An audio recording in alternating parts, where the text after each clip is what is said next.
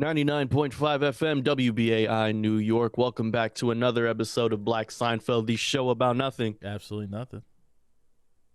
It's the one and only Trinidadi, Panamanian Poppy, Rude Boy, Top Gunna, Suck Panyamada, Giovanni Anglin. Hello, everyone. What's going on, folks? Bashing this, a recording live from LA. Geo is in Brooklyn, New York. Back again with another episode of Black Seinfeld. That was Kendrick Lamar with The Heart Part 5, and I wanted to play the whole song because this week started off with a doozy, something that I didn't see coming. I'm sure a lot of the culture didn't see coming. Hip hop community didn't see coming. I know Bastion didn't see coming. It just came out of nowhere with the sudden passing of 1/3 of the Migos, one half of Unc Few, Takeoff, who was slain in Houston, Texas. That came as a shock. I'm not gonna lie to all of us, really. Yeah, waking up to the news because it happened probably late night in Texas. Yes. And definitely hurts every time I hear a rapper getting killed, especially through gun violence. And without trying to be detective, because I really do dislike how people online, Twitter, and social media try to play the detective in explaining the situation, especially when it's very difficult to find the people that knew the beginning and middle and the end of what happened. But Right. It's hard to find credible sources. Yeah, until like actual detective work happens. And from what it seems is like it was an accidental friendly fire that caused the incident, which is even worse than what anybody could imagine. Exactly, because this was a person who was just minding his own business. He was at his own party that he was throwing with his uncle, of course, in Quavo, and people were shooting dice, and it was just, again, wrong place at the wrong time, and he got caught up. And I think that's what makes this even worse. It's because, Takeoff never done anything to anybody. Um, Last week we talked about the Unc Few album that just came out, and of course we regard the Migos in one of the best hip hop groups within this last decade.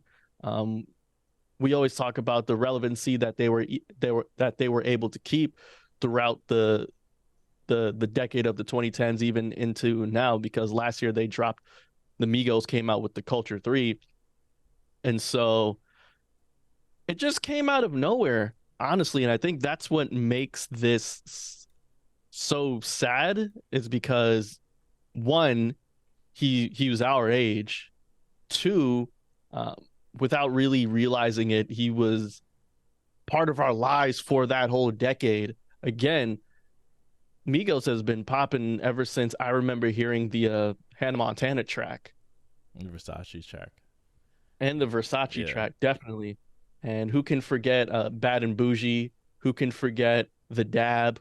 Who can forget when Takeoff said, yes, who can forget T-shirt? Who can forget the fact that Takeoff was like, did it look like I got left on Bad and Bougie? Who can forget that meme? That was a classic. I remember us always saying that Takeoff was the best rapper out of the three, easily. Without question, Takeoff was the best rapper out of the three. And it just sucks now how just how the circumstances are to see him just gone in this way, especially because it being an accident even makes it worse. And what I hated seeing also with the internet sleuths is the the video going around of just his lifeless body just on the floor, and hearing Quavo just screaming, that really messes me up. Like, because that's one thing I didn't wish I saw, but it's very vivid in my memory right now. I can picture it as I'm talking to you about it, as I'm talking to all the listeners about it too. I just want like the internet culture to be more cognizant and less desensitized of like just posting stuff like that, to be honest.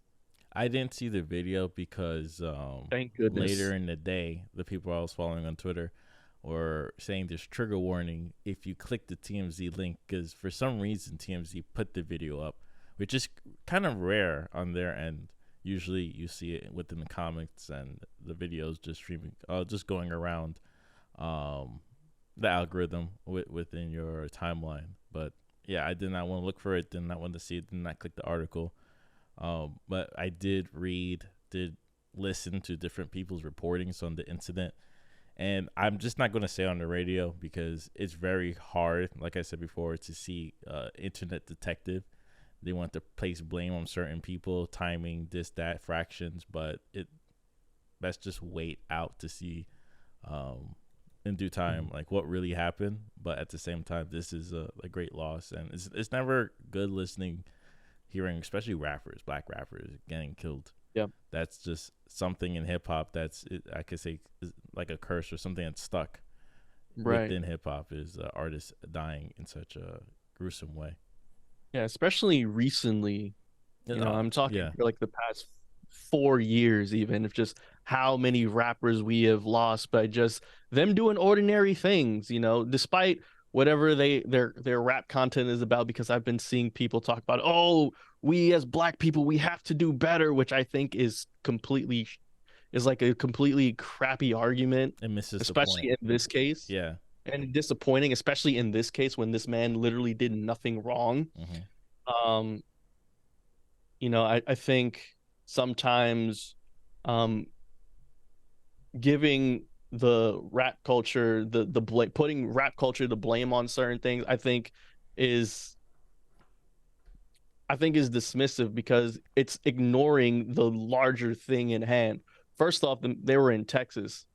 Texas, it's easy to carry a gun. I had a vivid description for you guys of when I went down to Dallas and how you can go and buy gold, you can go buy a gun, you Well, can go buy I'm gonna liquor stop at you the same right store. there real quick. Easy to carry. It's easy to carry in Texas too. I'm gonna stop you right there And real it's easy to quick. purchase. It Yes, please. it's not like people were in the vicinity holding guns. The only people Oh yeah, that of had course. guns was just security. Everybody was Okay. patted down. So Okay. even no matter where you are in Texas, Atlanta, like this situation could have came up because it's the same type of situation. Anybody in this situation would have been patted down. That's why I mean friendly fire. But because everybody knows where the shots came from, but no one really understands the situation and what was the reason the shot was fired. Hmm. So it seems the only people in the room were just security, and that's it. I hear you. I understand. Yeah, but yeah, let's move on from the subject. But it's RP, Yeah. and just a terrible situation to hear about. Gruesome, and yeah, gruesome just to hear about it. And plus, I'm turning 28 in a Yeah, couple of days, people. So that's why it sucks even more because he's Bastion's age, he's my age, and yeah, again, rest in peace to Takeoff. And what sucks even more though is because last week I talked about their album and the tension that they have right now with Offset, and now Offset can't even like there's no way for them to rectify that relationship because Takeoff is gone.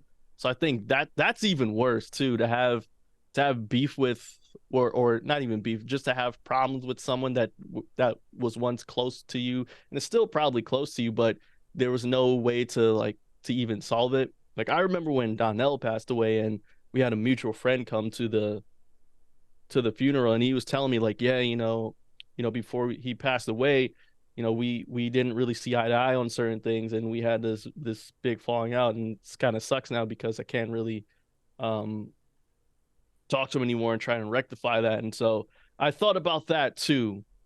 I definitely thought about that. mm. So that's awful as well. Okay, now we can change subject. My bad. I just had to say that because I know what that's like, and I know what he could be going through at this moment. So I apologize on that. All right, let's get happy really quick. It's November. It's the best month ever, damn it. That's right, because it's the Scorpio season. It's been Scorpio season since the 23rd of October, but November Scorpios, it's different, people. You know why? Because we are the we are the byproduct of passion. You know what I'm saying? We are the product of what happens in February. It's the month of love. It's the month of Valentine's Day and all that, and now we are the byproduct of that. That's what makes us the the ish basically. It's that passion. It's that it's that passion. It's that desire. It's that strength that brings us Scorpions together. And so shout out to all my November Scorpios. My birthday's on the 7th. I can't wait. I have about 4 days to pass the 27 club, and I will not be joining because I'll be 28 soon. That's right. Yeah, very delusional, but I think, yeah, Scorpio season in November. Hey, listen, you guys had Gemini rights, okay? You guys have all your little Gemini stuff. I want a Scorpio album or something. And no, Scorpion does not count because Scorpion came out during the summertime. Well, Gemini Rice didn't come out in May. It came out in like March, right? Nah, it came out during the summer. It did. I Yeah. might have to do Yeah, do a little Googles on that. quick Google's July 15. You're right. You're right. Yeah. Oh wait, July is that's No, not Gemini, no? no, Was that May and June. Cancer or something? Yeah, Okay, well, close enough. yeah. But anyways, man, how was your Halloween weekend? I know you went as a Death Eater. Yes. So this Halloween, went as a Death Eater. I kind of just did a little bar hopping. Didn't want to do too much. Very chill Yeah. day. Just drank and just chilled. Went to different bars, and the first, just to quickly speak on it, the first bar was very interesting because the DJ there, and I wish I could catch his name. I know it's on Instagram because I saw it, but he was playing really good music. Because he was playing a White Clef song from the Eclectic album. I was like, ain't no way. I thought he was Hmm. just gonna play just like straight up like either trap music Hmm. or just like pop music from today's. But no, he was playing a really good balance of music. Actually, every bar I went to was playing a really good balance of music from early 2000s to the good hits of 2010s. Hmm. And I was just kind of shocked. So I was like, oh, okay, so everybody in here is definitely over the age of like 24, 28, Yeah. 32. These are the songs that we were listening to when we were younger. So shout out to the music that You night. definitely heard some tweet during the week during that bar crawl, I'm assuming. Tweet? Yeah, tweet. Who's that on my phone? Living my No, feet. I haven't. Oh, wow. Okay. But Damn. but I understand within those elements, yes, we were Yes. listening to different Okay. songs. Nelly played and Nice. Nice. Nice. but yeah, once I heard the White Clef song, I was like, what? What's going on here? Since when? Red Light District by White Clef. Uh, yeah, I remember that song when I was younger because I didn't know what red That's light meant. that's oddly specific. What, the song? Yeah. Yeah, that's what the song is about. Yeah. Yeah, Hey, shout out to Mike Itkiss. yeah. I think he's like fell in love with Yeah. stripper type music, Yeah. I but heard about the Red Light District. but once I heard that song, it's like because it has just a jumpy beat, boom, boom, boom, boom, boom, boom, and I was like, oh, okay. But other than that, my night was pretty chill. My outfit kind of fit really nicely together. It was just Yes, it did. a bunch of things I put together plus a mask, and I got like the mask to glow in the dark with some light, and I Mm. had a wand already, and that was pretty cool. One of the few times Bastion hit me up a bit messed up. I'm not gonna lie. Do you remember that? Now I remember. I remember. I was slightly messed up, but I wasn't unhinged. Yeah, he wasn't unhinged. I was like, yo, make sure you drink water. He was like, nah, we not doing that. I'm like, no, make sure you drink The water. problem is all the water is super iced. It's like even yes for no ice, the water is iced. So Wait, it's like I don't understand. cold water, super cold. Oh, okay. I Oh, I'm okay. being very objective with the term. The water was too cold for me. I don't know if I spoke about this on a radio show multiple Like, is your times. teeth sensitive No, to the not cold tea. water? It's just congestion. Your congestion gets Oh, okay. worse with cold It water. does. Well, Um, yeah, but it's not like you get colder weather over there. It's not like it's below no, it has 40. nothing. I have congestion all year round. Does not matter what weather. All right. Sometimes even how Oh, I okay. talk on the radio, I might get a little nasally. Right, when the seasons change. Nothing with the season, just what I No. eat. It's all depends what I eat. If I eat too much cheese that week, I'm gonna have a messed up week. If I drink too much cold water, it's gonna be a messed up day. Like, yeah, of course you're outside and hot. You drink cold water, it's gonna balance it. But Right. mostly, if I'm indoors drinking cold water, I'm gonna have a problem. Ears gonna hurt. All that fun stuff. I similarly to you, I got a bit messed up during the Halloween weekend. My costume was really easy. I was Eddie Munson from Stranger Things. I had the hair already. I had the Hellfire Club shirt.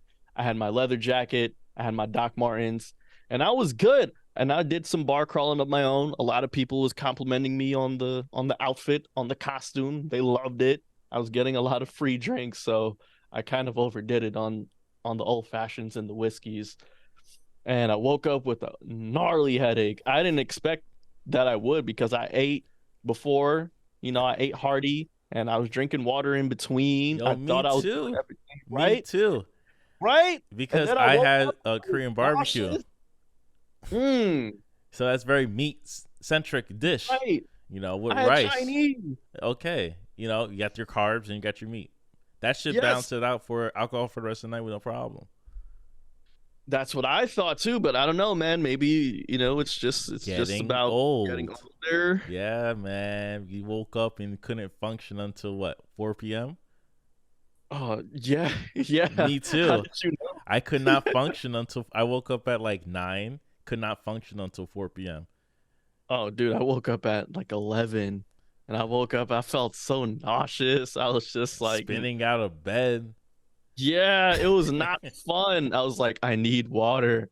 I need water. Yeah, I'll drink water all day. I the worst time to not have orange juice at your home, or a banana, because it's good to have some calcium if you're having if you're hungover. Oh, really? Yeah, Normally my hangover cure is, I think we talked about this before, is the McDonald's McGriddle. it's so intense. I know, but it's I the did have grease that pancakes, but sops up everything. nah, See, it's the grease that sops up everything with the hash brown. that's It just made sops up. up everything. That's some holistic witch doctor type logic. That That is is not holistic. Which doctors would not recommend that? Which doctors would recommend some vegan stuff? no holistic doctors will not witch doctors. Well, yeah, not even there's some maybe the banana calcium thing they will probably tell you, or more starch Exactly. in the morning. So maybe eat some oats or I had a Cheerios. hash brown. You got a hash brown. Hash brown. That's starchy. That's It's too potato. fried. It's too oily. I know. That's what helps sops up the badness within yourself.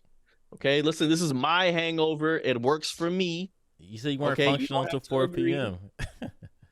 I'm no. I didn't eat it, but that's uh, my hangover is it cure. hang? I didn't eat it. I just drank water and I just suffered. Okay, listeners, it's bananas. Eat one banana, maybe eat bread and peanut butter, and that could kind of help you out. Yeah. The Calcium reason why and protein. the reason why I suffered was because I was actually off on Halloween day. I requested my PTO off because I still live in the hood and stuff just goes down still in the hood on Halloween day and night. And lo and behold, stuff definitely happened around my neighborhood because I was just in the middle, just cleaning up my room, getting ready for the best month ever of November, and all I heard was pop, pop, pop, pop, pop. I'm like, oh shoot, they were shooting, and then I had the chopper just was right above my house, bro. Right above the house. It was annoying. I tried to close down the window because Halloween this week here in New York, it's very warm, thankfully. But so I had to close down the window because the chopper was giving me a damn headache. That's how bad it was, and that's how loud, that's how close it was to my damn roof. So yeah, long story short, we don't celebrate Halloween around my neighborhood. Yeah, definitely not fun. Hear me It's not. out while you're telling the story about the helicopter. I want to just tell you. I think I told you this last time. Anytime there's a small incident within LA, the helicopter is out immediately. Really? Every single incident can be a car crash, someone robbed something, the helicopter is out. And if you could think about how much it costs to maintain a helicopter, Yeah. multiple helicopters throughout all of LA, and the gas price. So if you put all that into consideration, you're basically burning a lot of money every time the helicopter gets pulled up. Yeah, because over here we don't use helicopters all that often. It has to be very serious. Like you have to be looking for someone in order for Barely. them to be in order for that helicopter to be out there. It has to be very There's serious. more helicopter incidents in August than it was in like New York. And like for me, seeing Hmm. helicopters, maybe 10 years. It's very rare to see a helicopter outside. Like something needs to happen. Yeah, something very serious has to happen. Like a police shooting, like someone shooting Right. at a police. That's when the helicopters come out. Other than that, nothing. It's not never that serious. Yeah, Or man, maybe we that's don't. that's a There's lot not a of. lot of helicopter pilots in New York too. Yeah, and maybe tax money. That's a lot of tax dollars. Yeah, it's budgeted towards other things, and that's kind of where Yeah. the cycle is. Yeah. Also with Halloween, I was looking up on TikTok about how a lot of people were feeling some type of way that there aren't many children as they once they were children. When they were children, there was a lot of trick-or-treating happening around certain neighborhoods, and now that they're old enough to sort of give out the candies, they're feeling some type of way that there isn't enough children coming to their doors to trick or treat. And I found that very interesting. And of course, as I always love a good commentary TikToker, especially black commentary TikTokers, they pointed out the fact that inflation is crazy, and our generation is not having children due to pricing and being priced out of certain neighborhoods and just not having money to have a child, you know, blaming it on capitalism, blaming it on gentrification, and we blaming it on the people who coming in, kicking out the families out of the regular homes. But I even remember when I was younger, there was trick or treating around my neighborhood. There's still kids around the block. It's just no one's really trick or treating around my neighborhood. But I feel well, no, I don't feel for them damn TikTokers that have some issues with children not coming to their homes for trick or treating. Y'all caused the problem because y'all want to come up in here and live like Sex in the City and all that and ruin the damn neighborhoods. And then y'all get upset that all these restaurants are closing earlier. Why is the restaurants closing early? It's because y'all coming up in here and you don't want to work the lifestyle that you wanted for. So, I did see that. I wasn't sure how to take that information. mm, Something like TikTok and Twitter is you get information about a situation that you aren't well aware of, or maybe you know a certain small piece of it and they expand it. And the mhm, information that you're learning is only from what they're saying, so you're not sure how truthful it is. So what you were that's fair. saying, how like the restaurant is closing early, it's like maybe a handful, but not necessarily all restaurants, because restaurants in New York definitely are focused on like maybe a 5 to 2 a.m. experience.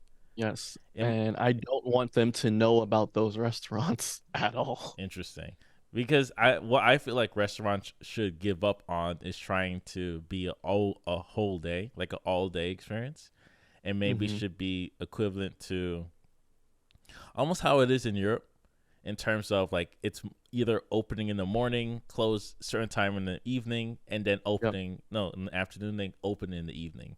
And Mm. certain spots that are designed for lunch and have a lot of lunch meals, which most spots don't, Right. should be open for lunch. Yes. But a lot of, especially when it comes to fine dining Hmm. restaurants, a lot of them open up like around 5. And then if it's the weekend, they'll have like a brunch menu and Which is stuff like fine, that. but I Yes. think there's a lot of restaurants that are just open all day. So Yeah. those are the And ones that's I'm talking about. Yeah. yeah, and they need like a morning shift, afternoon shift, night shift. Yeah, Yeah, yeah, crossover shift definitely for an though. hour. So those are the ones that are Uh-huh. struggling. Those are the ones that probably have to close early. The ones that are having a difficult time finding people to replace and Hmm. hire. But it's just going to be very difficult for the Yeah, restaurant industry to pick up. Maybe in like 5 years, but they have to really redo the of system. course. And that's fair because I remember what it was like working at Five Guys before the pandemic, and on certain days they would close at 2 o'clock in the morning, and then during the weekends they would close at 4 in the morning, and then after the pandemic, they resorted to closing during the regular Five Guys hours for all the other Five Guys locations, which was at 11 o'clock. Oh wow, that's interesting. Yeah, Okay, yeah, so yeah. so So taking I that understand it. taking that into consideration, and I just kind of want to backpedal before our first song break. What Hmm. you're saying about I do agree with you about like the kids not being in the neighborhood because they are no longer living. Like families are no longer living there. It could be Yeah, couples or it could be roommates that don't have any children that focus on building their career, which is perfectly a good solid thing to focus on. Guys, stack that bread, and we're not trying to be like we broke with the kids. I don't want to be we broke with the kids. yeah, that's not cute. That's not fun. You know, you can't go to Disney World on a salary on that salary, bro. Um, so Yeah, it's to the point where there's not like consecutive floors of like three families and they all have kids and they go to this school district. Like, no, it's just not built like that anymore. Especially if not you're living in a walkable city or like New York is, or if you're living in a suburb where they will go down to your street and do the walking. Most of the time, they'll just drive into another neighborhood. I think you said you did that last episode too. So definitely did that. so from what I saw, like yeah, people weren't knocking in the neighborhood I'm currently living in here in LA, but in the main street, like in Santa Monica, and there's a school Right. there, especially around like 6, 7 p.m., which is where like good like kids really do trick or treating. They don't really do trick or treating at 9 p.m. They're outside. They were getting Right. candy. Like I Right. saw a lot of people. So it's all about the streets you're in, and it's smart to go in the main street where there is a lot of restaurants. I mean Definitely, not and it's restaurants, storefronts. stores and stuff. Yeah, and it's the same thing here and in this neighborhood where we record Black Seinfeld from on Atlantic Avenue. There's a lot of school districts around here, so there's a lot of houses here. There's a lot of families living around here. So there are a lot of kids that come around this area and go trick or treating. So yeah, it's also based on the neighborhood that you're in as well, as Bastion said. Yeah. All right, let's get into the first song. What do you got playing for us this week, First Gio? song of the week, again, this comes from the Unkin Few album that came out earlier on in the year, earlier on in the summertime, of course. This is Quavo and Takeoff, RIP, Hotel Lobby. And we'll be right back with more Black Seinfeld. Thank you all for tuning in once again. Quavo and Takeoff, that is Unk and Few, Hotel Lobby off of their recent album, Only Built for Infinity Links, available now on all digital streaming platforms. RIP once again to Takeoff, and welcome back to Black Seinfeld, a show about nothing. If you're enjoying this show, if you enjoy the podcast, please go to blackseinfeld.com where you can get all of our latest and greatest episodes. And if you don't want to do that, please, we're also a podcast which you can get on all podcast streaming platforms such as Stitcher Radio, and iTunes, and Spotify, and TuneIn, and Audible, and Pandora, and Google Podcasts, and Deezer, and Audible, and it's just ongoing. It's ongoing. It's ongoing because we want to make sure that you have every every chance to gain access to Black Seinfeld. So please hit that subscribe button, hit that follow button, give us a like, do whatever you have to do on those certain platforms. Thank you very much. Also, please follow us on all of our social media platforms, Black Seinfeld NY. That is on the Instagram, that is on the Twitter, that we will pay $8 to verify, and also TikTok, Black Seinfeld NY. And now we are on, of course, YouTube at Black Seinfeld NY because we got the handles. That's right. We got our handles. Thank you, Google. I don't think it works yet, but we It got the doesn't work hand. yet, Yeah. but I got the handle. I made sure that I got that immediately. Yeah. So we were first in line because I tried Black Seinfeld. Someone caught that already. So I was like, all right, fine. Black Seinfeld NY. Interesting. But yeah, that's cool. That's cool. Speaking of, want talking about Twitter real quick? Yeah, let's talk about Twitter real quick. And your former boss now finally the deed is done, Bastion. Your former boss, Elon Musk, is now the head, the CEO, the top G of Twitter. Yeah. You That sound very hesitant. not hesitant. Yeah, I would like to say I'm very hesitant, and it's interesting because this is like his other company. This is like the fourth company he's running, right? From Yes. like the Boring Company to SpaceX, Tesla, and now Twitter. Mm-hmm. And now because he bought Twitter for like $44 billion, overvalued in my opinion, 100%. and Now it's private. It's no longer on the market. That's right. He It's, can do whatever he wants he now. could do whatever he wants. And as soon as that deed was done, what did he do? He went ahead and he fired two of the top executives for Twitter. Not just two, most all of them, like Well, all of them. most of them. Most of the top execs, and it's the same top execs that had everything to do with getting rid of certain people from Twitter, such as 45, such as Ye, the artist known as Ye. These were the top executives that had a big hand in banning certain people from the platform, and he got rid of all of them. Yeah. The N word went up by like 500%. That's what I've been told on Twitter, and if it's on Twitter, it's definitely true. But I definitely believe that. So 100%. so let me tell you like the weird situations. What you Oh, said is absolutely. true. The N word percentage of people saying it they go up, which sound like a DDoS, like a DDoS, like DOS attack, but Adidas? Adidas. Yeah, I was spelling it out. Anyways, the weird thing about owning Twitter is how Twitter makes money. It's very difficult for this website to make money. How they do it is mostly on ads, right? TikTok Right. and Instagram, they make money off of ads. Every time you scroll down, you see an ad and it looks like a post, but it's not. So if even you look at the story, for every 2 to 3 stories, it's an ad. And for TikTok, for maybe every 10 to 15, you get an ad, or maybe even And more, or like 6. thankfully, those are swipeable. Very swipeable, very quick. And most of the time, it's the same one, so it's very easy to know. Yeah. Now, Twitter's ads are a little bit different.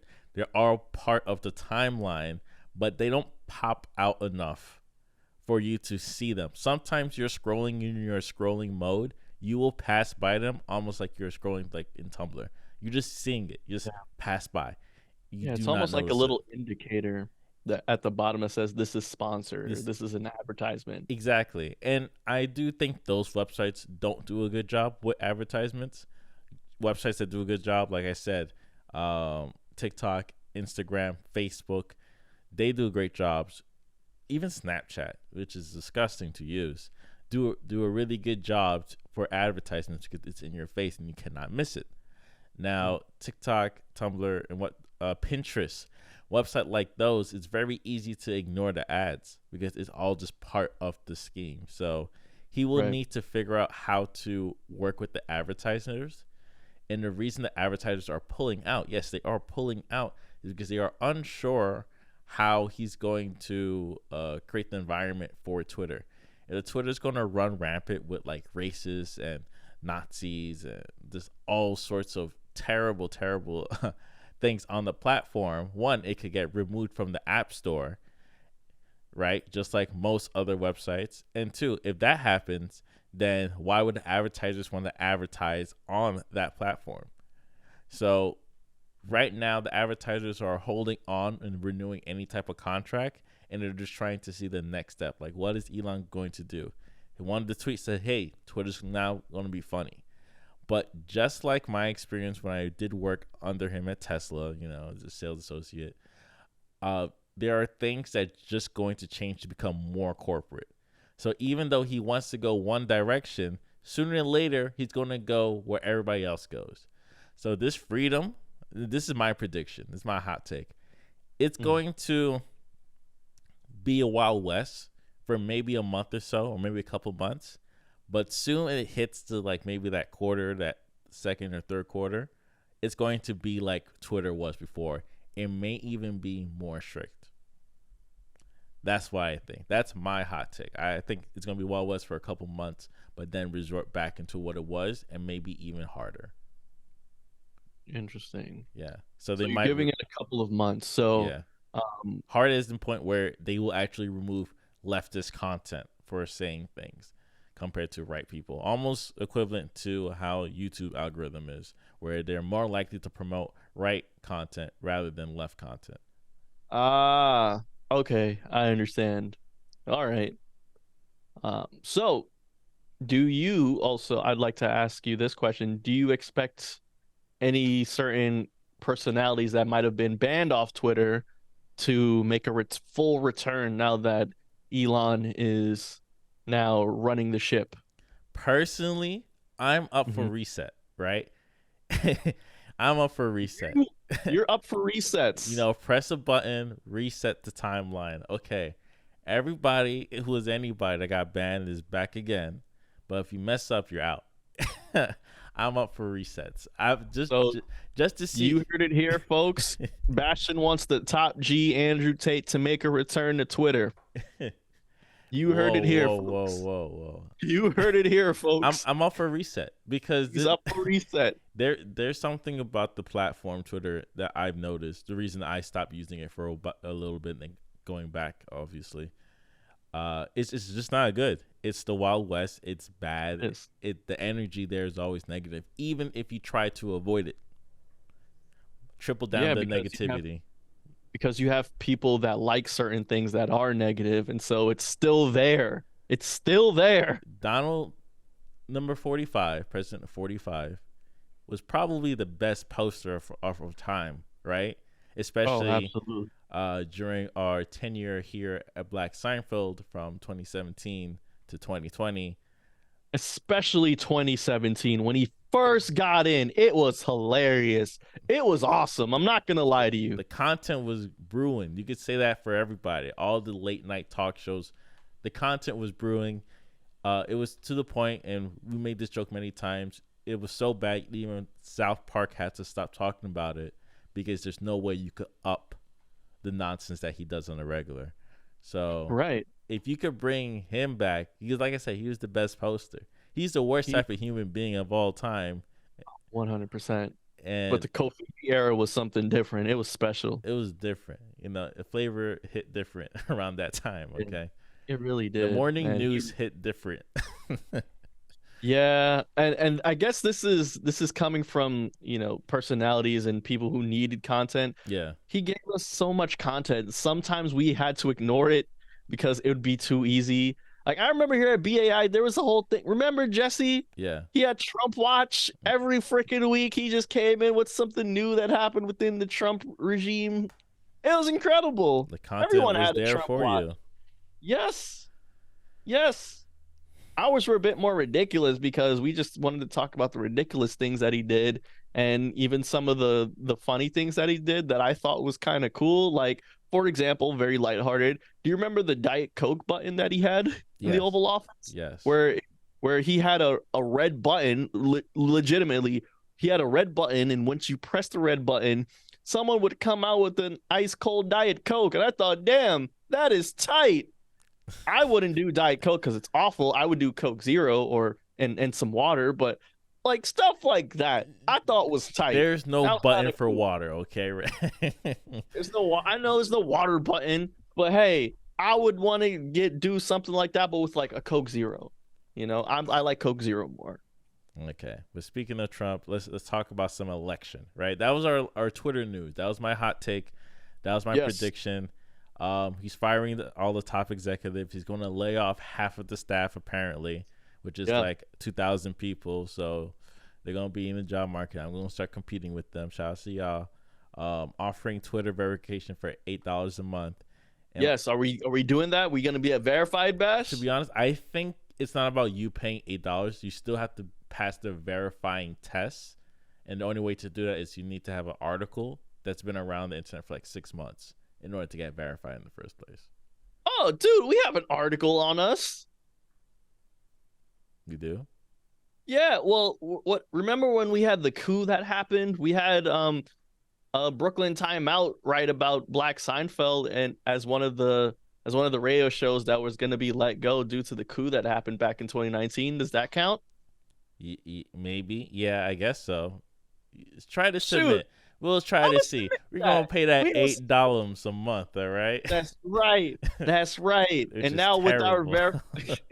yeah, it kind of feels like cheating, to be honest. Not even cheating. It's terrible. Like the what makes the just quick conversation on verification. What makes it valid is it's valid. If you're a journalist and you have the check mark, I'm more likely to trust you because of it. Right. I have friends that there's people that we know that are verified because they are actual journalists Yeah. and they work for either like Vice or they work for Fox 5 and stuff like that, or they work for Fox Connecticut. So they are verified. You're verified. So that's all I Yeah. gotta say. The thing's not verified right now. It's the election that's gonna start November 8th, which is next week. Uh, Midterm elections, Midterms election, which is very important. the way we do our elections in America is really really terrible. It's only one day. It's in the middle of the week on a Tuesday. We We should have have a early day voting now, off. Bash. You have early voting, but I'm sure It's been killing it. people. Yeah, I've heard. It's been doing very I well now. I Early voting is this beautiful I thing. still think it should be a day off for everybody. Oh yeah, it's only a day off for I know that for public school kids, I know they still get the day off. I don't know what it's like. I don't remember what it's like for charter school kids, and I don't know what it's like for LA kids. Yeah, I don't know. That I will answer that question next week. But Okay. the elections. Do you wanna take it from here?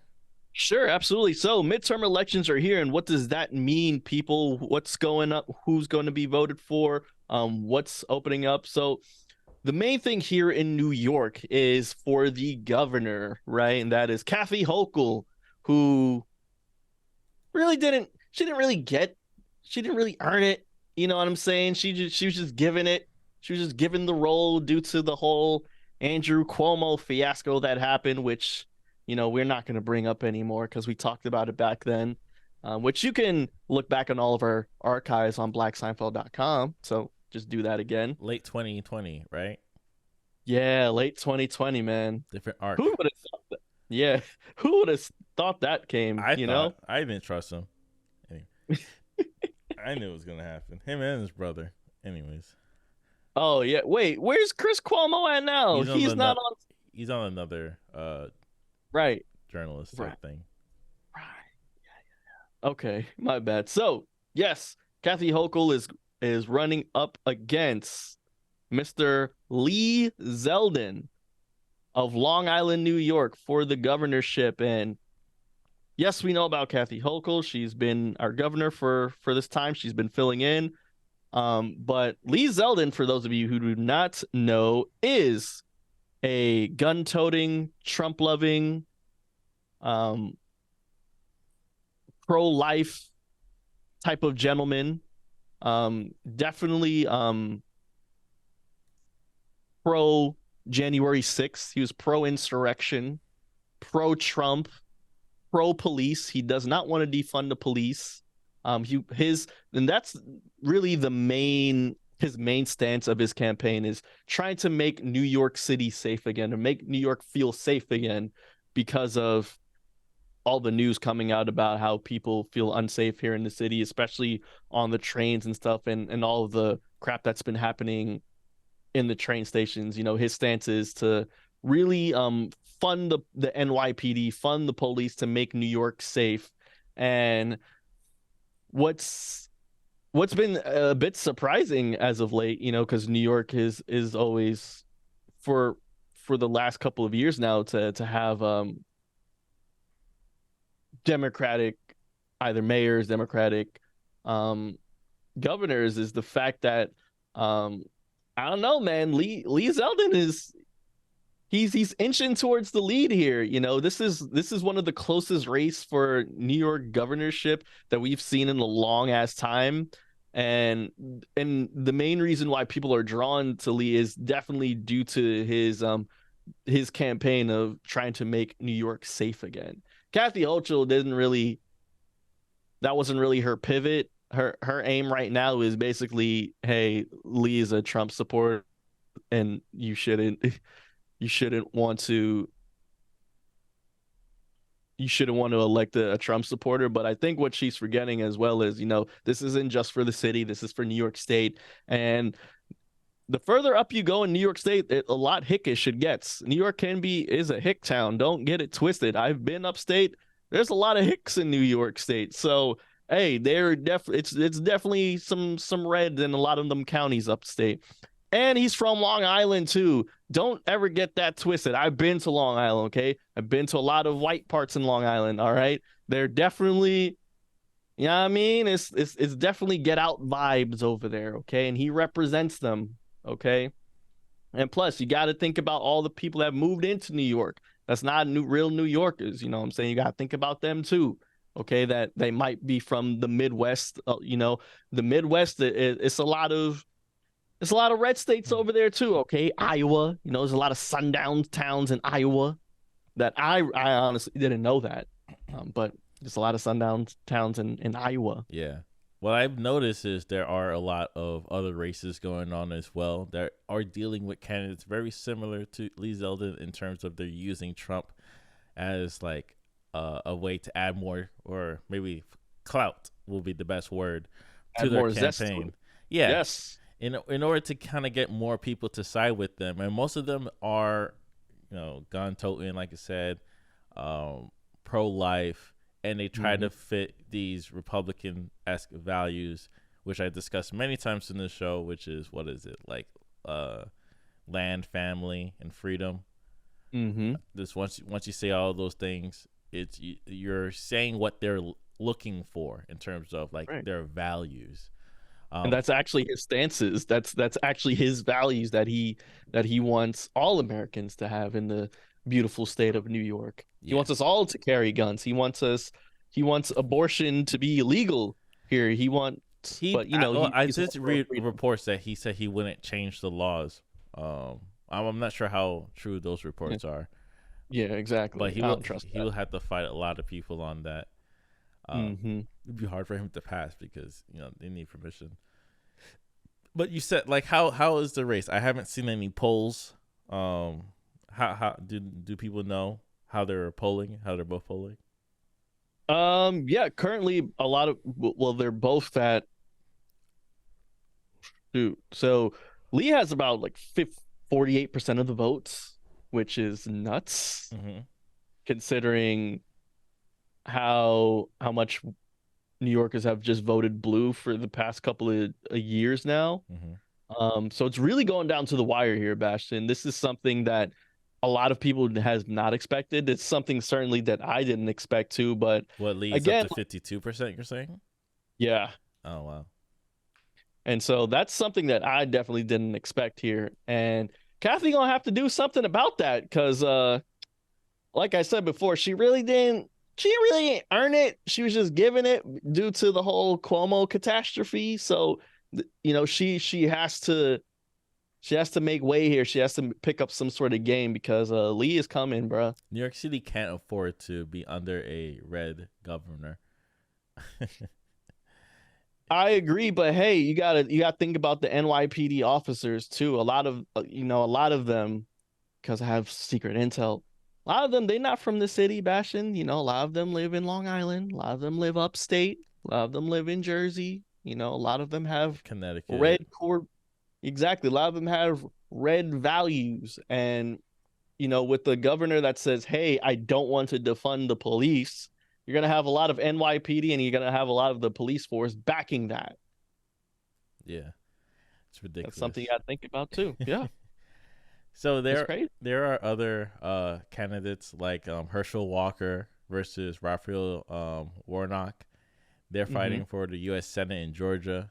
That's been a weird show. Like I'm kind of a fan of Warnock, but Herschel Walker has just been, as they Yeah. say, like a walking CTE person because of all the problems that he's having. He does have. Yeah. He is aware of the problems he has. So sometimes if you listen to what he says, it just sounds outlandish. So it makes you Yeah. wonder It's been trending. if he's capable of like actual leading. And I don't know what's gonna happen if he beats Warnock. That would be crazy because we did an episode about Warnock 2 years ago. Yes, we did. I forgot who he was facing. It was just like really rich woman. Yeah, it was like a rich white woman. I I gotta find out real quick, but yeah, just to see him facing again, like back at it again, was pretty interesting. I wonder what Christian Walker's gonna say if his pops wins. Yeah, he wasn't happy about his pops running in the first place, and Yeah, I find it I weird that found- people keep presenting it's like, oh, but he did campaign with him like that one time. It's like I don't know, you probably do things just for that one time, and you go back saying like this is terrible. right. I mean, hey, look at what Tom Brady did. Giselle, she knows she was happy that Tom was retiring, and then all of a sudden, Tom went back and they not together no more. She didn't like this. Yeah, that's that was the game back then. Yeah. Oh, but who else was running? Mr. Oz, Oh, Dr. Oz, Dr. Oz, and Dr. John Oz is Fetterman running. in our neighbor state, Pennsylvania. Yes, Dr. Oz is running, and I'm not gonna lie, it hurt me to know that Dr. Oz was conservative. I'm not gonna lie, man. He was always. I always knew he was conservative. I always knew he was crazy, using that very heavily. His show mostly focus on promoting nonsensical ideas and pills, and there's only so much you could discuss on a 5 times a week as a doctor before you're That's running out true. of content. I get it. But when Oprah co-signs you, I'm like, oh, Oprah likes you. All right, he must be a good dude. But hey, that goes to show what little I know about a person. You know what I mean? Yeah. And put a lot of faith into rich black people. It's oh, now I remember Loeffner. Ah, okay. So he won like 51%, Hmm. and Kelly Loeffner. Where did she Kelly go? Loeffner. Kelly I don't Loeffner. know. Definitely Of not in course, politics anymore. of course, Senate is up for grabs again. Chuck Schumer's running again. AOC is running again. Um, there's one person in particular though that's running, and that's Mike Itkis. And his whole stance is, he's pro-choice.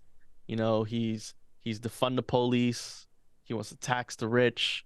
But also, there's something different about Mike Itkis. He wants to protect sex workers, which I think is commendable because you don't hear many politicians wanting to outright protect sex workers. And so Bashir, I don't know if you know this, but he went so far by posting his own porno with a sex worker on Pornhub. And so that's been making hella waves, and I think that's something different. It's you don't really see a politician touching the people the way that I saw Mike Itkis do on Pornhub. Yeah, that's nuts. That's insane. I was his PR or his like this is a team member. I was like that this is a bad idea. I don't know because it will. Yeah, he's standing for very logical things in my opinion. I don't know much Very about him, but from what I heard or the key points that you said, I get it. But at the same time, like you could spread your name doesn't mean you get the vote. That's fair. But bad press is bad press, good press is good press. That type of press is I don't know how to describe it. Me neither. I mean, unlike the 45th president, he was open with his. We had to learn about the whole Stormy Daniels stuff, and then with other Which didn't presidents, go anywhere, by the way. it didn't go not a goddamn thing. I know, Bastion. With other presidents, who had affairs with interns and stuff like that. This man was out and open with his ting. You know what I'm saying? Hey, this is who I am. This is what I'm about. And I respect it. Whether he wins or loses, which he's probably gonna lose, I respect it. And what was he trying to do for councilman? I'm sorry. For councilman, what was his position he's going for? For council? Oh, I think he's on the like the 12th district. He's running for councilman. Um, that's all I know. My bad. I just wanted to make fun of. Exactly. Like who is this clown? Anyways. I don't care. I want to make fun of the porn. Okay, I get it. I get it. So here on the West Coast, I'm not really paying attention to other stuff except for where I am. The mayoral candidacy of what's going on over here. It's pretty much these two candidates. It's Rick Caruso versus Karen Bass. Both of these are Democrats, and Mm. they did run against each other earlier this year, which Karen Bass did win. And I think if you hit like over 50% of like the registered votes, that you're able to become, I think 60%. You'll be Mm. able to become mayor. Then you have to run again at the end of the year. But neither of them won, so the current mayor stayed the same. So now you Oh have Rick wow. Caruso versus Karen Bass, and I could just tell you a little bit about each of the people. Rick Caruso is pretty interesting because he's a billionaire. He is the former Whoa. CEO of his real estate company, Caruso, Whoa. and he's kind of known for creating like the Grove, which is this like interesting like this outdoor mall. I actually been there a couple of times. It's very nice actually. So he does have a lot of real estate throughout California, throughout the West Coast. And while I was doing research, I realized he does have a very diverse public service career. Like in 1985, he served as the commissioner for the Los Angeles Department of Water and Power. In 2001, he was appointed Los Angeles Board of Office Commissioners, of Police Commissioners, which is Mhm. weird. Um, and in 2008, he was a member of the Coliseum Commission. So he's been around the public service career for a bit, and a man with different hats, or just a rich man who's able to get into different opportunities. He does, as a billionaire, have a lot of philanthropy. He does have his own Caruso Family Foundation, so he does do different types of donations. He's currently running as a Democrat for the 2020 Los Angeles mayoral candidacy, 2022, and he was a known like Republican in the past. So he recently switched to the Democrat side. Oh, so he Mike Bloomberg in this right now. Well, Bloomberg was Republican, then Independent, then Y- Democrat, then yeah. Independent. Yep. I think that's his timeline. Yep. And he's What makes him turn into a Democrat, Bastion? Do you know off rip or? yeah, I'll get to that in a second. It has to Okay. do with the topics that they're very focused on discussing, which is very similar to New York topics actually. Okay. So what makes him a little bit different from any other candidate is he spent so much money, almost like Bloomberg. And do you recall how much Bloomberg spent when he was running for president? Well, yeah, well, Bloomberg is a billionaire, so that man was spending a good pretty penny. He was spending millions. Damn it. Millions, right? So Millions.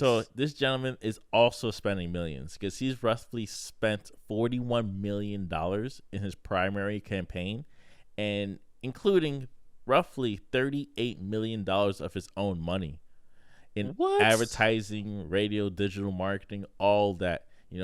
Hitting up Snoop Dogg and Gwyneth What? Paltrow and Kim Oh my God. Kardashian to talk and advertise. So he's able to get the celebrities on his side.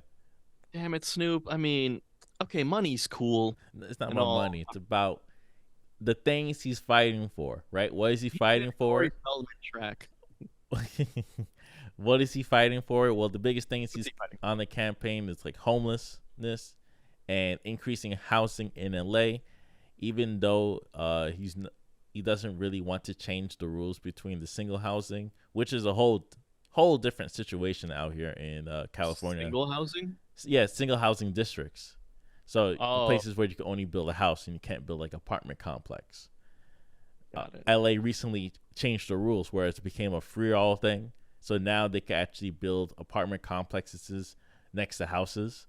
So Oh, so okay. California is going to be really, really different within the next 10 years in terms of like you're not just going to have like a house and open lots of just like, parking Of spots. nothing that's right. Yeah, yeah, yeah. So that's Rick Caruso, billionaire, uh, real estate company, owns a lot of property, and is known for like owning some of the more interesting properties in LA. So then there's Karen Bass. Karen Hmm. Bass is a social worker and a politician who's been the U.S. representative of the California's 37th congressional district since 2013. She's part of the Democratic Party. She has served 6 years in the California State Assembly in the last 2 years as a speaker, and she's become the first African American woman in the United States history to work as the service as the speaker for the last 2 years. Um, she grew up through like the civil rights. She's a much older woman. She grew up during the whole civil rights movement and seeing that on TV, which impacted how her career was, where she did help the community. She even volunteered for Bobby Kennedy's presidential campaign, which I thought that was interesting. Yeah, Oh, shoot. yeah, that guy. Wow. Wow. Um, what's it? RFK, right? Robert. Yes. Yeah, Robert F. Kennedy. you want to Yep. listen to RFK tapes on podcast? It's a podcast talking about his death and the mysterious with Siri Siri. It was very interesting, very creepy. I didn't really watch the TV documentary. Anyways, that's I always got to bring up Bobby Kennedy. He's very interesting. That family's cursed, I tell you. Um, in the 70s, she was an organizer for the Vince Sermons Brigade, which is a pro-Cuban group, and she went to Cuba eight times in the 1970s, and it was designed to get Whoa. Americans to Cuba. Yeah, Whoa. yeah. I was like, okay, a little radical. I see you. Yo. I see you. Um, yeah, and she's also focused on like homelessness and ending homelessness and Hmm. trying to fix the situation, trying to remove all the encampments that are on Skid Row, which I discussed many times in this show. It is a Yes. big problem with the housing market in California. There just isn't enough houses to people, and that formula has been really, really bad. And of course, you want tax the rich and XYZ. So those Of are the course. two candidates that are currently running for the mayoral candidacy. And no, Gio, I cannot vote here Right. in LA. I am still a New Yorker. I'm still a I registered know. voter in New York. All good, man. But thank you for that. That was very informal of you. I appreciate learning more about LA politics. Shout out to Catherine Bass. Wow, Karen she sounds like Bass. a lady. Karen Bath. I'm sorry. Shout out to Karen Bass. So Uh, what I've seen is like in terms of the left and the right, like she's okay. Like she like maybe slightly center left in terms of what she's aiming to do, but she does have actual plans. The mm, what people should be worried about is Rick Caruso because he's coming from a very conservative Republican perspective on right. how he wants to deal with things. So no one really understands if he does want to build housing for people, but not Mm, change how the single family homes are designed. So you can't just straight up like just build blocks and just send homeless people there. Like you really need to have a right. plan, and also dealing with affordable housing as well. So yeah, there's a lot of things that's going to go on. I'm going to be living here for a minute. I'm gonna let you know the scoop. I'm gonna see if LA could change the way it is. Mm, But New York is also struggling through those same issues in terms of affordable housing yes. not being in the market because the landlords are just not putting them on the books until uh, maybe the mayor will change how those apartments are given for the public. So yeah, True. And also, everybody's all landlords are villains. Yeah, right. And also how they're allocating money towards things that, was supposed to be for, you know, impoverished neighborhoods and but that money's been used for example, Hudson Yards. That money for was for Uptown, that money was for Harlem, that Harlem. money was for Yeah, the Bronx. Yep. But no, it was for Hudson Yards. And which don't is get me a wrong, failure. don't get me wrong, it's really nice, but Def- no one's living there because it's just fucking expensive. no one's out there. It's Yeah, a failure. no, no one's out there. Yes, it smells rich once you go into the mall, but no one's actually buying property there because of how crazy it is. Yeah, it's sold too high. You know, Yeah. it's sold too high. And in terms of the housing, I forget what it's called. Not affordable housing. It's rent controlled apartments. There you go. Yes. There's a lot of rent controlled apartments in New York that you cannot find because it's not on the market. So once the person move out, they're just not put on the market. So yeah, a lot of houses in Mhm. New York. We gotta run up on these landlords, bro. You know, run Absolutely. up on the landlords. No to Because it's still a landlords. No business. to Airbnb landlords. All y'all, just a no. Yeah, I've been hearing some bad things about Airbnb, especially when it comes to them jacking up prices, but also them renting out certain apartments that's actually illegal for them to be doing, and them doing all this crap within the apartment. So that's a no-go. I'm still gonna do hotels. I am a hotel guy. That's what I do when I'm on vacation. I pay for a hotel. I do find it funny if that's not your apartment and you're renting it and then you put it on Airbnb. I think that's hilarious because Yep. it's not your property. There's even people who are renting out hotel space, who are renting hotel rooms on Airbnb. That's It's a nasty game on Airbnb, man. That's why the prices are so high because they have to make profit now. Same way Twitter got to make profit, same way Uber got to make profit. So, Yeah. yeah, we're Um, definitely in the wrong real age. real quick, Bastion. Do you know where the race is leaning towards in the mayoral elections over in LA? Like, who are the people gravitating towards the most? I feel like it's the Caruso guy.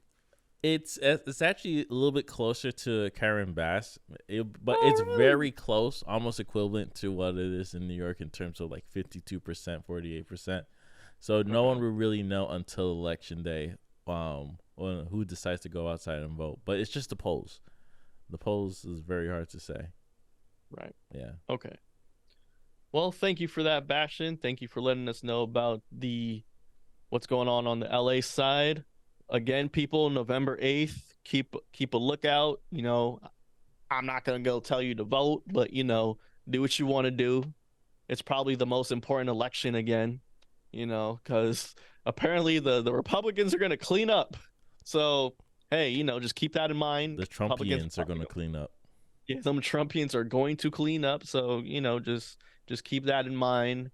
Again, this is one of our most important elections in history because, if Congress is gone, what I'm saying, to the Republicans, then, they're gonna block a lot of things and they're gonna want to pass their own stuff. So, just keep that in mind. And again, did I mention that this is probably the most important election known to man, Bastion? Yes. Okay, great. And with that, we're gonna go into our next song of the week, unless if you want to talk about anything else. No, we're good. All right, cool. A couple months ago, Bastion, we talked about the Drink Champs episode with one Irv Gotti and Ja Rule and the hilarity that ensued from that interview, but also the not the downfall of Irv Gotti, but just seeing Irv dig himself in a hole because of this 20-year animosity he had with our boo, our queen, Ashanti. And when we come back, I would like to talk about the queen finally responding through all this salacious slander from one Irv Gotti. And I think this song right here, it's gonna be great.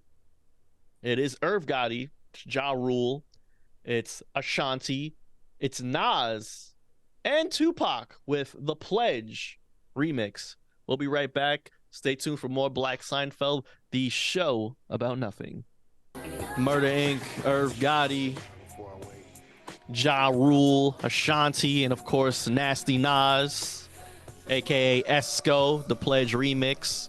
By the way, Bastion, King's Disease 3, Nas has announced will be coming out on 11/11, along with the Wakanda Forever movie, Black Panther 2. Oh You're yeah. excited for King's Disease 3? Yeah, I'm a big fan of this new Nas with Hit Boy. I think Hit Boy knows how to get the energy out of Mr. Nasir compared Yes. to the album Nasir, which was produced by Ye a couple years ago, and it felt lazy. It felt like an old person that just didn't want to put in the work. And Yeah. we all been there sometimes. We just didn't put in the work, 20%, and that's all you get from us. But lately, Hit Boy understood what makes Nas great, what makes him bad. It's pretty much beat selections most of the time and how his Definitely. hooks hit. So if you have a producer that knows what a beat's supposed to sound like, knows how to create hits, Hit Boy is your man. And yeah, I've been a big fan of Hit Boy since 2010s. Uh, Mm. so yeah, shout out to Hit Boy. Yeah. Hopefully it's gonna be really good. So Hopefully. He did come out with Magic on Christmas Eve 2021, and that's still one of my favorite projects of this year. yeah, Still great. I still go back to it every time. I had Uh, to really tell you, it's like you gotta listen to it, bro. It's I different. remember. I remember. I was First like, track bro. just hit too hard for me not to hit you up. Like, yo, this is crazy. Yeah, and you were right, man. I'm not ashamed to say that you were right this time about this Nas album, and it's a really good album. It really is. And what was also really good and satisfying was to see our queen Ashanti on the Angie Martinez show. Her Angie Martinez's podcast, actually. Angie Is Martinez, of Angie course. Martinez still on Power 105? She still is on Power 105, but she also does her podcast weekly. Angie Martinez, of course, is still, in my opinion, the voice of New York. And of course, with the relationship that she has within the industry, with all the music she's done and all the celebrities and artists that she has worked with and interviewed throughout the years, of course, she was able to get the Ashanti interview. And I remember watching the interview because Ashanti is working on a movie currently, I believe in Canada, and the interview was at 1 o'clock in the morning, and she has like a 5 in the morning wake up call. So that just goes to show the power of Angie Martinez. She still got it, people. She still got it. And this was a long awaited interview. I've been waiting for this response, if you will, from Ashanti because it's been a good 2 months since that Drink Champs episode, that classic Drink Champs episode with Irv Gotti and Ja Rule. Ja Rule did really good. He did really good that interview, but Irv Gotti, it was a 3 hour interview that started off with his real. I feel like his ego is has still been bruised from his falling out of Ashanti, and you know if you can, please go back and listen to that episode and you'll know exactly what I've been talking about, because he remembered a time like a man is hurt, Bastion, where he can tell you the exact same place, time, what he had for breakfast that day of when he found out that Ashanti was dating Nelly. It's like one of those things that, hey, where were you on 9/11? Where were you when you found out Michael Jackson passed away? Where were you when you heard Queen Elizabeth II passed away? Where were That you I when you don't know. found out that where were you when you found out that Ashanti was dating Nelly? It was one of those like, once in a lifetime moments that you just had to be there to be a part of and remember those days. And finally, Ashanti is back. She gave her piece, a beautiful interview. And Bastion, would you like to know what Ashanti said? Yeah, what does she speak on? Well, first things first, Bastion. There is a huge difference between the artists that we grew up on yesteryear compared to these artists now. And I think the biggest thing is media training. A lot of the artists back then that we love, like Ashanti, um, they are media trained. Usher. They understand how to answer questions without revealing too much, without throwing anyone under the bus, and they're able to do it such grace. They're able to do it with such poise. They're able to make it seem like it's not a huge issue for them. They make it seem like um you can never see them sweat. They always somehow feel like they always seem like they're in control. And that's what Ashanti did throughout this interview because Ashanti she alluded to certain things that, yes, I was 19 years old when I was with Irv, but she never fully said that she was in a full-blown relationship with Irv because she said, according to Ashanti, that Irv had multiple girlfriends, so it wasn't anything official.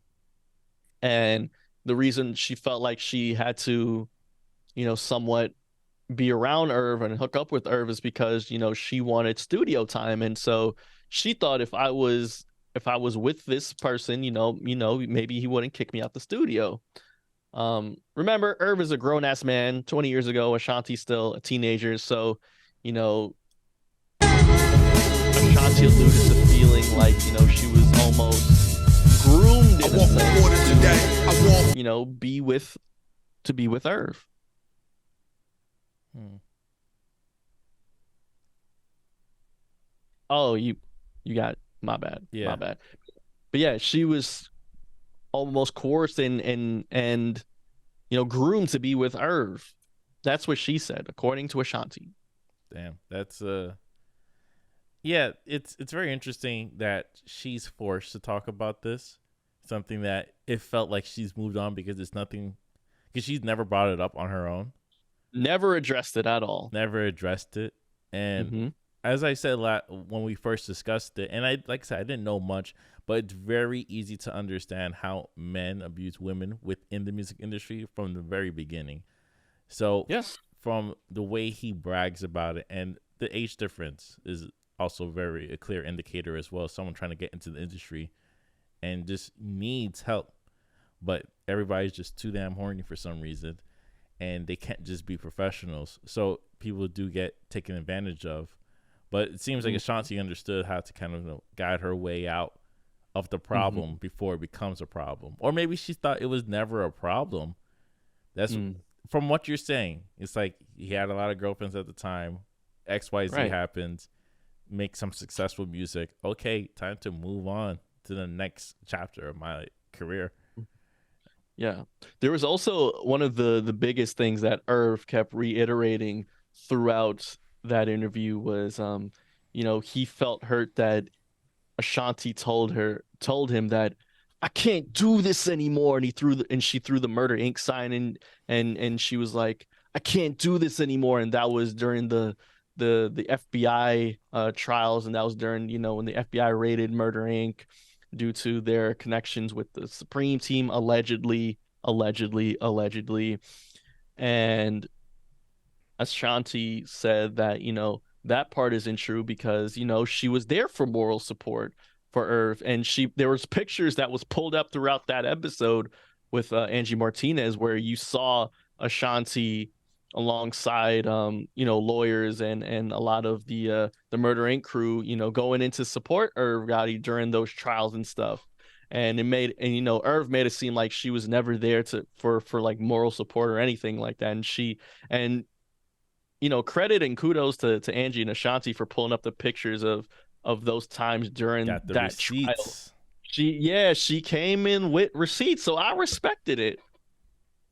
Very interesting. Very interesting indeedy. And so I wanted to bring this up as just, as a conclusion to this saga because I still didn't watch the Murder Inc. documentary. Although I should. Um, And I just want to credit Ashanti for just handling this with the class and the grace that I know she has and she displayed. Um, yeah, Irv Gotti, grow the hell up, man. Leave Ashanti alone. It's been 20 years. Okay, move on. As you said you have, okay? Stop pulling up with the watch that Ashanti got you. Okay? Which by the way, she explained the watch. She said she felt like she had to give him the watch. That's what she said. Very interesting. See, it's always getting good to get the perspective from two different people because you have one Absolutely. delusional and one person's like saying, "Hey, this is kind of what happened." Hmm. It kind of reminds me of not the same situation. I don't want to compare like they weren't going through the same thing, but I forgot the person that Dolly Parton was working with when she first was on TV and everything. Oh, really? Yeah, and they had a good relationship, like a professional working relationship. And when Dolly Hmm. Parton, because she blew up and became Dolly, she left the Right. show and started her world tour and everything. And the guy got mad and dissing her and everything. Soon, once the Mm, guy kind of lost everything, she never once spoke bad about him. damn. He did, but she never did. She went out to buy, what most people do. They buy the rights of the music and they give it back to him for free. And Wow. that's what Dolly did. Dolly's just built like a different human being. Just a queen. But it just reminds me of that situation of like, someone that you trust took advantage, someone that's trying to take advantage of you, or Hmm. someone that's like just being really mean after you kind of split. Like where you need to Right. go career wise, like this is the split point. I will come back and we could talk and reflect. But if you're mean and saying gruesome things like that, of course you won't get the Yeah. respect. And of course, when Irv found out that Ashanti was with Nelly, Ashanti went on to go ahead and said how Irv tried to ice her out of everything. He told producers, "Hey, yo, if you with Ashanti, I'm not rocking with you." He even tried to get certain radio stations and DJs not to play Ashanti records. That's how hurt he was. That's grimy. I think the guy was named Porter Wagner. That's the person. Porter Wagner. Yeah. Anyways, Damn. but that's super disrespectful. It's It's super disrespectful. yeah. Indeed. So I just want to, again, us at Black Seinfeld, in case you didn't know, I'm a huge Ashanti stan. I know y'all haven't like really heard me like go this hard for many artists like that, but Ashanti is one of those that I will go hard for every single time. So shouts out to you, Ashanti, as always. You know. Mm. Meanwhile, in other forms of music, we have Steve Lacy, who is losing his mind during his world tour right now. Bastion, man, we know Steve Lacy from for a long time. You know his collaborations with he's part of the internet, of course. Um, so we know we're familiar with Steve Lacy's music, and you know ever since Gemini Rights has dropped earlier within the year, um, Bad Habit has gone on to be one of his biggest songs ever. And with that, you know, sometimes big songs get that platform off of TikTok and people create TikToks from that song. And again, it's clipped off of it, you know, it's only like a 15-second clip of the actual song, of course. And you know, due to this popularity and due to the popularity of his song, um, what we've been seeing now is an increase in demand for Steve Lacy, and Steve Lacy has been selling out certain shows, and you know he's been getting a lot of huge crowds. But Steve Lacy doesn't seem to be happy at all with the crowd that he has been attracting as of late. Wouldn't you say? I would say yes and no. I did recently watch his interview he did with the Breakfast Club.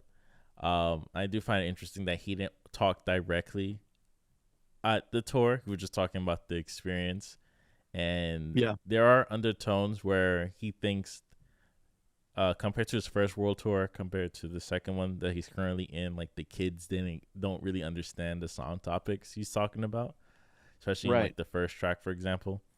Hmm. And I from like just for understanding and seeing what's been on the internet and how he just feels disrespected on stage by certain elements of the crowd I could describe. Mm. It feels like maybe he's just going with the emotions, going with the flow.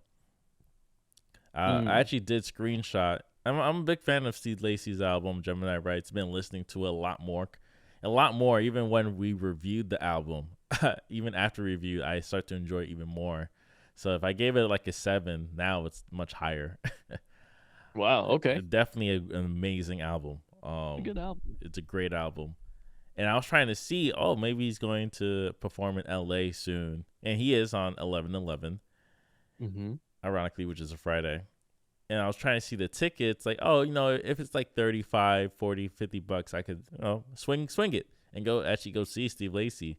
Those tickets jumped like floor seats. Well, I don't think it's floor. I think it's just seats. In the front Hmm. row were like 500, 600, $800. I'm like, whoa. He's not worth that much money. He's not worth That's any. He's not. I'm not dissing him. Now he's not worth the experience. But if I were to see, and I could have went to the Kendrick, that's how much Paramore is asking for. how much they're asking for? 40, 50, right? No, Paramore? No, the resales, it's crazy. It's crazy, right? Damn. It's like Steve Lacy numbers right now. That's insane. Because if I were to go to the Kendrick Lamar concert Hmm. in, I think, crypto.com, which is where the Lakers play, one like mid tier seat was like $250, and I Yep. thought it was worth it because you're getting a Yep. whole experience and you're getting Baby Keem as well, right? And then the Yep. artist before him as well. So I was like, okay, Tana Leon, don't do that. huh? Oh, it's Tender Tana Leon. Leon. Okay, I didn't Yeah, know. don't I do that didn't. to No, him. it's not like I didn't do that. I did not look for the tour. All right, I just wanted to see the prices. I'm not dissing nobody that's pre Yeah, Kendrick performing. Lamar, Baby Keem, and that other guy. Yeah, no, I said end of act that came before Baby Keem. You did I'm that. You teasing dissed you. him. Remember I'm that. teasing him. I'm Anyways, teasing you. anyways, uh, you paid 250 for Kendrick Lamar. All right. Yes. So like, I paid 85 to see James Blake, and I paid maybe 109 to see Childish Gambino. These are, and this is because of the internet age. All right, Yes. so Up and coming. up and coming, second album out. So I was like, all right, this is how much I will pay for a ticket. $400 for some seats, and I had to sit down. It's not even floor seats to see Steve Lacy's not it. And I was just thinking to myself, like, why is he so expensive? And as Gio says, the TikTok. It's the TikTok crowd, Bastion. TikTok has changed the way in which we consume music. I know we've gone into discussions already. We've gone into discussions of how songs are shorter now. People only know different clips of a certain song. Of course, people talk about the Munch Girl. Everyone talks about Ice Spice, about just the first little clip of the song Munch. Oh, I Um, was feeling you. yeah, yeah. People talk about Armani Caesar with the Billie Eilish track. We only know just the chorus. Billie Some Eilish. stylish. Yeah, that's I've it. never heard the full song. I've never heard the full song either. The newest song that I keep hearing on TikTok is that damn Sam Smith track with Kim Petras, Unholy. Mm-hmm. Yeah. Yes. Doing Yeah. something unholy, right? That's the only clip, mind you, that's the only clip I hear from these songs, right? And so, with that popularity and the way in which how TikTok is used, I feel like a lot of these, TikTok kids and people who are heavily on TikTok wants to go and see Steve Lacy for that one Bad Habits song, right? And so, but also it's there for they're there for the moment too. They're going to take their phones out and capture that moment too and put that on TikTok as well, right? So I think TikTok is changing the music culture and how it's being consumed and how music and how they're consuming music as well, right? And for an artist like Steve Lacy, I think he sort of resents that a little bit. Maybe. Maybe he resents the kind of crowd that's attracting now because of the whole blow up on TikTok. I know some artists are feeling like that. Like I listened to an interview with Armani Caesar and with that big Billie Eilish track. He made it apparent that he didn't want to make music like that record. He didn't want to go ahead and make Billie Eilish part two and part three because a lot of big executives and big record labels are wanting to work with him and wanting to sign him, and they want that expectation of Billie Eilish part two, part three, part four, and part five. So I think TikTok is sort of changing that landscape of what they expect their artists to bring them due to that one song that made them popular on the app. It's funny. I've actually seen footage, and one of the singers, Pink Panthers. I don't know if you heard of Mhm. her. I've Um, never heard of Pink Panthers. I think she has like two songs that are popular on TikTok, and someone put did a video of her concert, and she's singing like she's really performing, Hmm. and the crowd is just quiet. Yeah. I've been in quiet crowds before. It's kind of when you're seeing an artist that you don't know, you just kind of want to listen. You don't know Yes. what to do. Like you never listen to the music. Like I've been to festivals where people are in the stage because they're waiting for the next person to come in. Right. So the I've been crowd in is that situation too. quiet, and I feel terrible for the artists. Like the fans couldn't be in the front because the fans in the front are waiting for the artist is coming in like 45 minutes. So they're Right. just going to like they'll go through Deftones. Deftones was a band that Hmm. played before Chance the Rapper did back in 2015. Wait, they don't know Deftones? 2013. No, it's not about you don't know Deftones. You're not listening to Deftones if you listen to Chance the Rapper in 2013. Especially in 2013. Correct. Fair enough. All right, this is Chance the Rapper Maybe in in the early 2000s. 2013. Yeah. Yeah. Yeah. Yeah. So, yeah. Anyways, that was kind of was it Deftones? I think it was a different band. Maybe Sunbath. I don't remember. Anyways, it was just hard rock. It was just hard rock. Like Right. Yeah. Deftones was like punkish a bit. I think it was some. Anyways, it was just hard rock. People standing in concert, mad quiet. I was all the way in the back because I was leaving and coming back, leaving and coming back. Then Chance the Rapper came, and like no one left, and everyone went crazy. Anyways, that's kind of what's going on with the people that are popping off of TikTok. Artists are trying to pop off of TikTok because it does increase the views and listens, but that listens doesn't really turn into fan base. But Mm-hmm. yeah, it will help you with your tour numbers, but you do need people to actually know your music to have a good time. Mm. Like I don't know if people understood not Kendrick Lamar, JPEG Mafia's music when I went to go see him perform. There are some Mm. songs to smosh for, some songs just to listen and bump and jump for, and everybody was trying to smosh to every song. It's like, nah, no, you can't mosh pit to every song. Like I'm a big, JPEG Mafia fan. Like, no, the guy listens to the bars of this song. Anyways, it's I hear you. it's the crime. Um, It's the crime. It's crime. I'm telling you. on on one hand, I think that I think that you know Steve Lacy is getting all of these looks from these people. People are paying to go to see him. They're paying these ridiculous amount of numbers to see him. So, I think he should put on the best show possible. Yeah, come in for Gemini rights and all that stuff, but stay and listen to what else I have to offer. And maybe, hey, you could rock with it, and maybe you'll be even a bigger fan afterwards. That's the optimistic part of me. Um, the other side of me is seeing Steve Lacy throwing cameras on stage. First off, don't throw cameras at people. All right. I get it. All right. I know that some people will like hand their phone off to the artist and stuff like that. And the artist will do like a selfie or make like a video and give it back to the fan. But like don't throw stuff at artists, please, because they'll be inclined to destroy and smash things and feel the way that they sort of, feel towards you. So I understand that.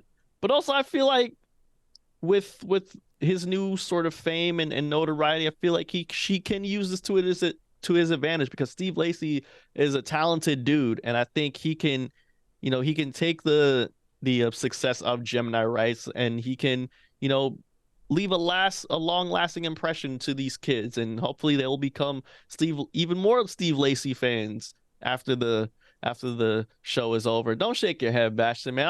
I'm trying to give this man some hope. No, dude, you could do that for the opening act. Like, let's say you never listen to Baby Keem and you bought Kendrick tickets. You listen to Mm-hmm. Baby Keem, you're having a good time. Oh, cool. You know what? I'm gonna check out Baby Keem when I get home later today. That's exactly what I did with Thundercat back in 2013. I didn't know who he was. Maybe I heard like one song, but I didn't know it was him. I saw him perform. I was like, wow, this is cool. I'm going to check him out later. Same thing for Travis Scott. I was there when Travis Scott was popping off. When he was with Virgil DJing. It's like, oh, what song is this? Yeah, mixtape Alfaro. All right, I'm gonna go home and listen to it. It's crazy. You could do Mm-hmm. that for that. Those are He's the festivals, headliner. huh? He's a headline. Not the head. Steve Lacy's the headliner. That's his name. You don't do that for the headliner. You don't do that for the headliner. You do that for the people that's performing before, whoever's opening for Steve Lacy. That's who you do it for. It's like, oh, never heard this artist. It's cool. I'm gonna check it out when I get home.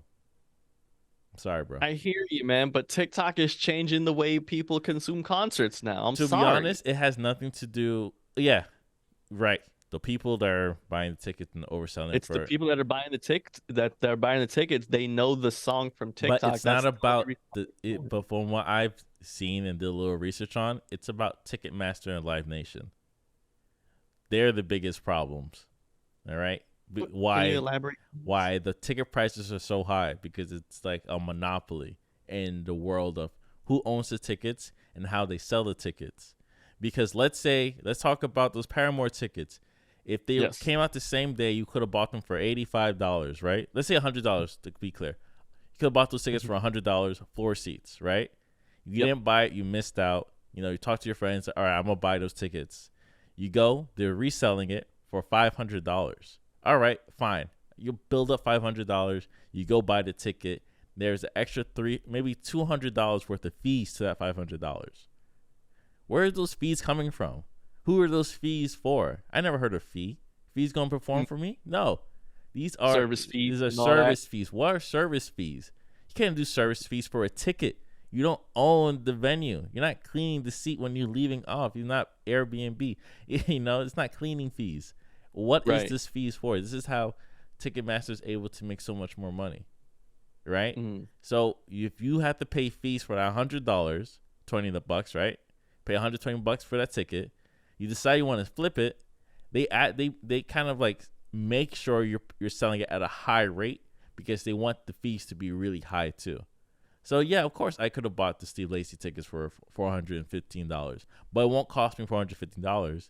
It cost me maybe right. 600 Because of the tax and and the then fees. this. And just in case I don't want to go, I gotta put insurance on it. $8, $16 insurance. Right. You have to do insurance. You never know. You might just get sick and you just mess up. The one time I messed up not adding insurance. That's what I'm referencing to.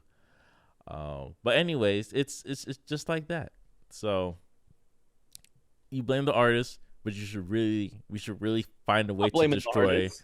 Ticketmaster. Yeah, I'm going for Ticketmaster and Live Nation's neck. Um, Wow. Well, I'd like to say for that, good luck. yeah. You're gonna need it. Oh yeah. Okay. Everyone's in business with them. Everyone is in Yeah, business that's with why you them. got to split them up. It's a monopoly. You got to split them up. Same way they did old school AT&T.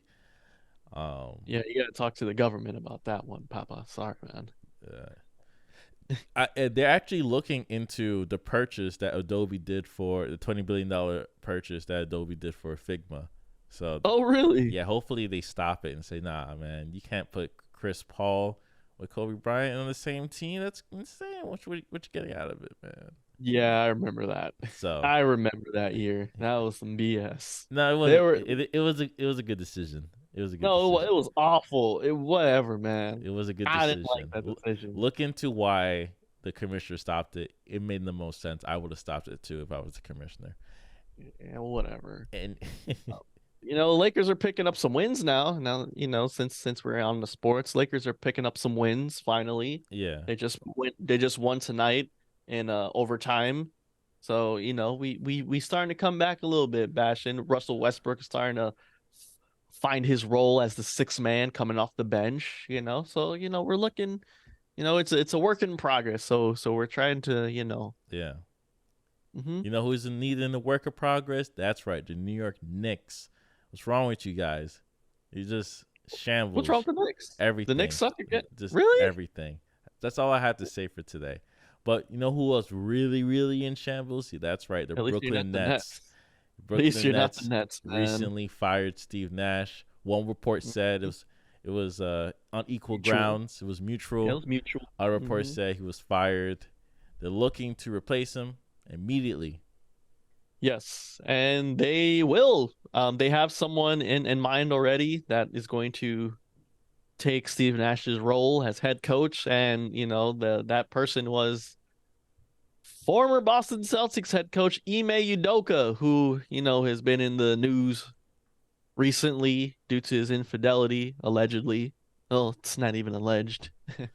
Yeah. But yeah, Ime Udoka is going to be filling in the shoes for Steve Nash with all of his controversy. Basically Brooklyn saying, "Hey, he ain't smashed my girl," so you know. Yeah, but Nets is going through a lot, especially with Kyrie, especially with KD, especially with Kyrie actually. Three Yeah, times with Kyrie. KD's not really yeah. doing much, but especially with KD, especially with the whole organization. So KD's just balling out. He's doing his damnedest to put the team on his back, and Kyrie is Kyrieing once again. It's nothing new. Kyrie is always going to be in the news. Every year, Kyrie's going to say something, or Kyrie is going to do something, or someone's going to remember what Kyrie did or said a couple years ago and bring it up. And just I'm just going to choose my words correctly here. Just thoughts go out to Kyrie Irving. That's it. That's all I'm gonna say, and that's my piece. all right, let's end the show tonight. Yes. We're gonna end this show. Hope you had a great episode. I hope you enjoyed this episode. And once again, Please contact us with any feedback, with any questions you may have. BlackSeinfeldNY@gmail.com. Don't forget to follow us on all the social medias: Instagram, Black Seinfeld NY; Twitter, Black Seinfeld NY. That will be verified soon.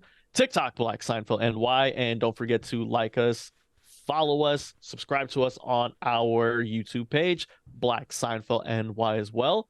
Don't forget to subscribe to all of our podcasting platforms wherever you consume your podcasts and music.